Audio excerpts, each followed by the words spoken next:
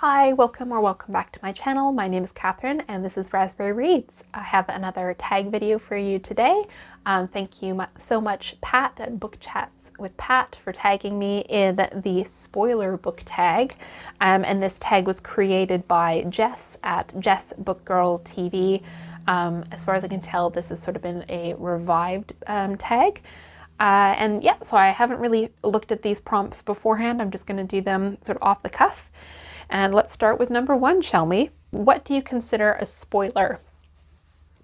The main thing I think of with a spoiler is when the blurb on the back of the book or inside the cover gives too much away about the plot or the main plot points or the main struggle crisis point in the book.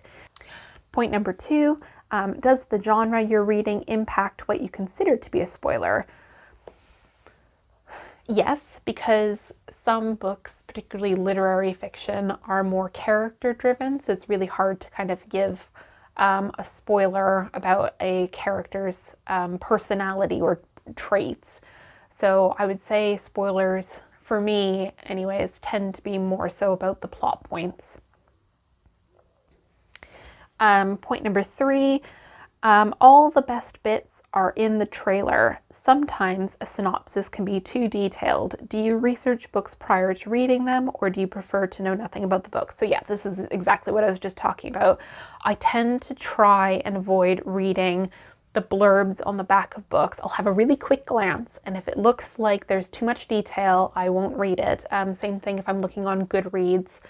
I will skim read as much as possible because I don't want to know too much. And actually, that's why I'm quite selective about the content that I watch on BookTube, because I do appreciate people going into a lot of detail about a book and what they enjoyed and what they didn't enjoy about it. But sometimes it's too detailed and then it leaves out the element of suspense for me, because I'd like to just find out on my own. So I tend to prefer really short examples of why people enjoyed a book, or short summary rather than too much detail. Prompt number four, sometimes the introduction or translator's notes can spoil the ending, especially for classics. Has this ever happened to you? Oh my goodness, yes.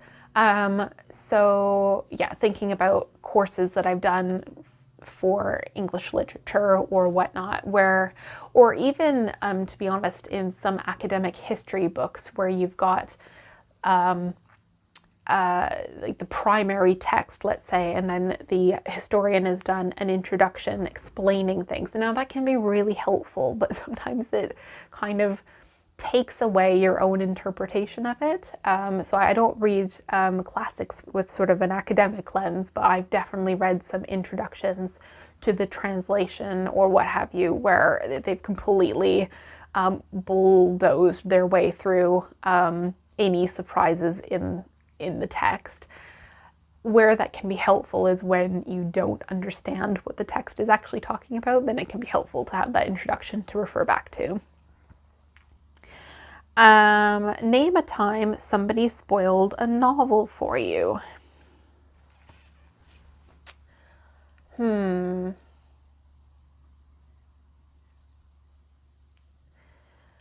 can't think of any times off the top of my head.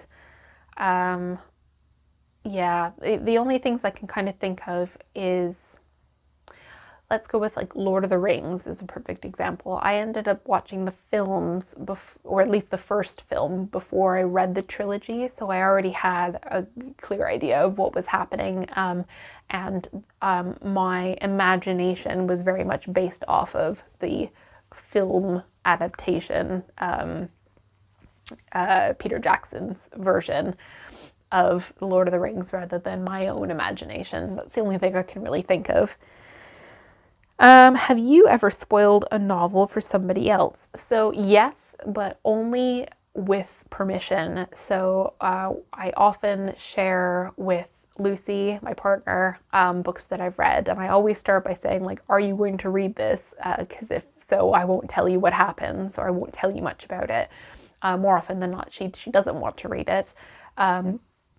So then I'll fill her in. But yes, it's only with permission that I do that. 7, if spoilers ruin novels, are there some authors or genres you can't reread?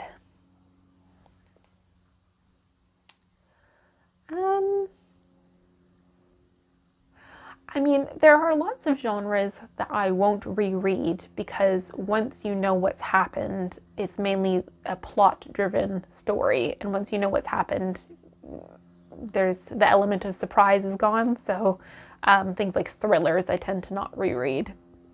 But that's not necessarily a spoiler. It's just that I've already read it and I know what happens. I guess in that vein, if you read too many crime or thriller based books, or even romance, let's say, and you end up, they all have the same tropes and same patterns, you could quickly figure out how something's going to end if you've read too many of them. But that hasn't happened to me yet because I don't read enough to always pick up the patterns and know what the plot twist is going to be. Prompt number 8, when reviewing, are you spoiler free? Does this limit your ability to discuss?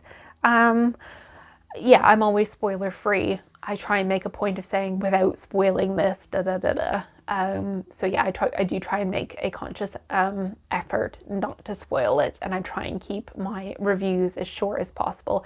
That's why when I do my recommendation videos, I try and do the 3 descriptor words, because I find that is the easiest way of giving you my feelings on the book and the vibe of the book without giving any spoilers. And then shout out, tell us about 5 channels you enjoy and tag them. So I am so glad that Brittany at Literarily Smitten is back from her hiatus, because I've been watching her channel since she started it back in the pandemic. So Brittany, if you watch this, then hello, thank you for coming back to us. And I actually started my channel mainly because I enjoyed watching your channel so much. So yes, shout out to her channel, and if you'd like to do this video, Brittany, then please do. Yeah, otherwise, Kim at Middle of the Book March, I watch her channel pretty religiously. I enjoy watching Bookworm Adventure Girl 3, Nikki at My Messy Bookshelf 4, and another person who doesn't post all the time, but I do enjoy her book reviews, is Audrey at Audrey Approved. So yeah, there are 5 channels for you to check out if you're not familiar with them already. And thank you again, Pat, for taking me in this video. I hope you're all doing really well, and I'll see you soon in a new video. Take care.